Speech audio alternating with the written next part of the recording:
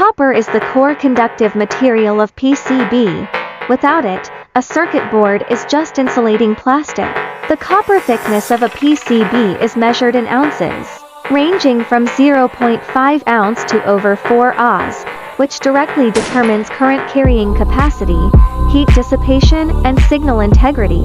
Thick copper is ideal for high current and high power applications, while thin copper is used for high-density fine circuits.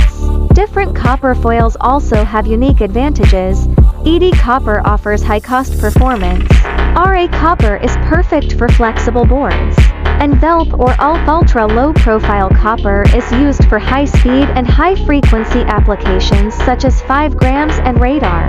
Copper quality, adhesion, and etching precision directly affect the reliability and lifespan of the circuit board.